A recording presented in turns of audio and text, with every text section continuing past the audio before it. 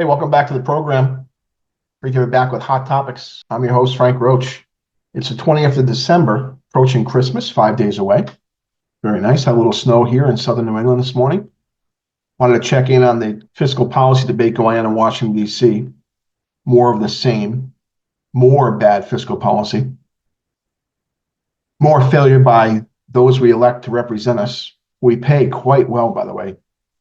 175 grand a year minimum, plus expenses, plus travel, plus they work part-time, plus they're really bad at their job. Whatever that first bill was, 1,470 pages, which 99% of the people involved did not read, and most Americans have not read. And I challenge Vivek Ramaswamy, who says he did read it in like one day. Unless you're reading 12 hours a day, it's going to take 3 or 4 days to read that. Guaranteed, very few members in Congress read that initial bill. And it was filled with crap. It was filled with pork. But what it wasn't filled with was no effort to cut spending. None. Some efforts to raise revenue again. Plenty of efforts to increase spending. There were legal amendments in the budget bill that were largely put in by the Democrats to protect Democrats from any retribution from the Trump administration for the unbelievable efforts they used to attack Republicans in the past 4 years. There was a secret pay raise for members of Congress. It was stuffed with pork. And clearly, no one in Washington, D.C., well, very few, I'm sure no one's an exaggeration, obviously, very few, especially on the Hill, care about deficits and debt. They have been convinced by the modern monetary theory that debt doesn't matter. And they are going to be wrong. They are wrong. They have been wrong, especially when our second largest government expenditure right now is interest on the national debt to the tune of $1.2 trillion. So the same old out of Washington, D.C. We've been going through this for decades now. The inability for Congress to come together and put a budget in place by the beginning of the proper fiscal year. Remember, we're in fiscal year 2025, which began on October 1st. And the compromising process is a bummer. And this is a challenge of having a relatively narrow majority in the House or the Senate for either party at any given time. How do you find consensus? I'll give you a little bit of what you want, but you have to give me what I want. And what I want is bad for America, while what you want is good for America. But you're not going to get what's good for America unless you give me what's bad for America. And usually bad for America is on the Democrat side, but not always. Speaker Johnson got an earful from constituents around the country, President Trump, Elon Musk, Republicans in Congress, about that horrible initial effort at a continuing resolution. And so they put together something much more quickly, apparently driven by the rhetoric of Donald Trump and Elon Musk, taking it down to 116 pages, which essentially funds the government as the budget did last year, provides the necessary monies for hurricane relief, ongoing support for Ukraine, keeping the essentials of government running. And that was voted down as well. And I'm certain one of the problems is I guarantee members of Congress are not enjoying, from either side of the aisle, are not enjoying being yelled at, told what to do by Elon Musk, who has not been elected, who has not been appointed to anything. He can have his personal opinions, but it seems like these opinions have gone over into the legal authority level. And I guarantee many members of Congress are like a big F you to Elon Musk. Don't tell me what to do. They may agree, but the method in which Elon Musk is talking to members of Congress is not going to be helpful. And Donald Trump needs to shut him down.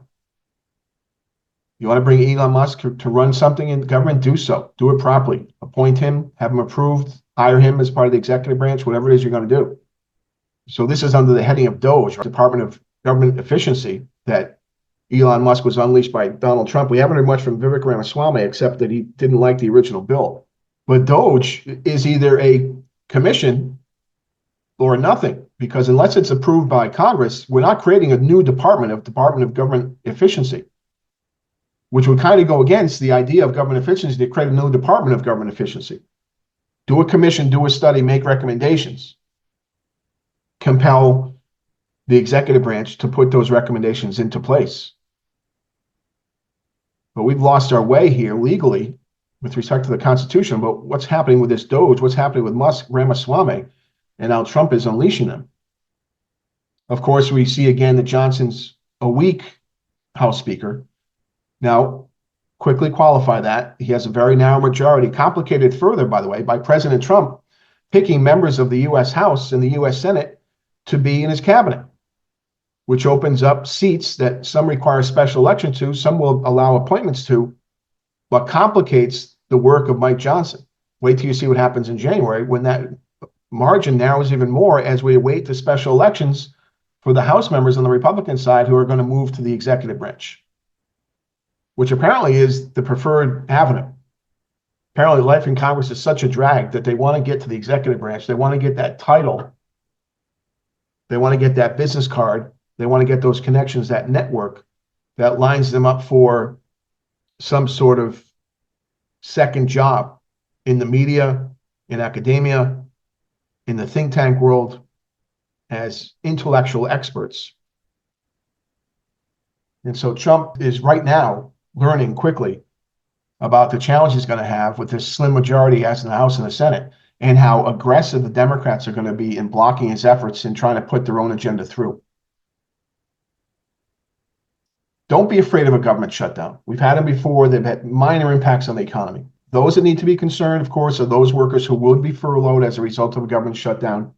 Furloughed implies a loss of paycheck, but not a loss of pay, which implies as soon as government reopens, all that money that's owed to the furloughed workers will be paid. Unless, of course, those furloughed workers lose their jobs through the budget process, which is what we need, which is cutting spending. You can see here on the screen, I have a little something from the Treasury Department that indicates the monthly outlays and receipts for the U.S. government. And we know we run massive deficits at the federal level. Joe Biden has a new record, $1 to $2 trillion deficits every year of his administration. We're going to see the same thing here in fiscal year 2025, apparently. But we still have revenue flowing into the Treasury on a regular basis that accounts on average for 55 to 60% of the daily expenditures. And so a good portion of what the government does will still continue, especially the most important things when it comes to security, the military, managing our food system, managing our communication system. Some of the things that of the services governments provide that aren't critical may not be available, may not to get into a park, may not be able to get a passport when you want it. But for the most part, Social Security will be paid, health compensation will be paid, the military will be paid, right? So not the whole government shuts down. And we'll find very little impact on the macro economy, very little notice to you and I on average losing some government services. Now, of course, those people that depend on government services every day of their lives are going to be in jeopardy. And that is the risk of dependence on the government.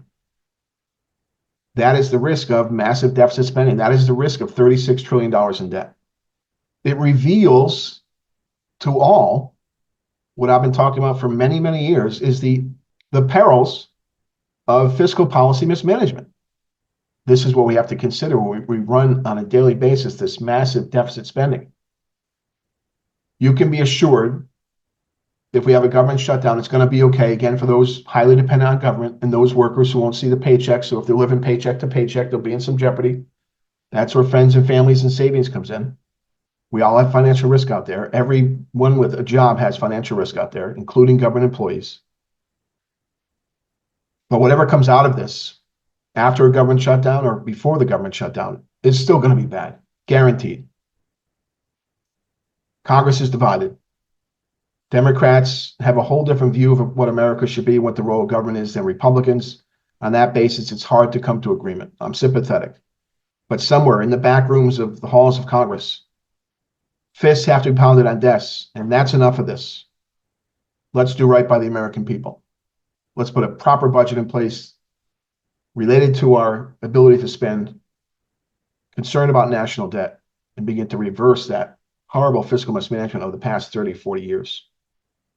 All right, let's hope for the best. That's all I have for you right now. Always try to buy American.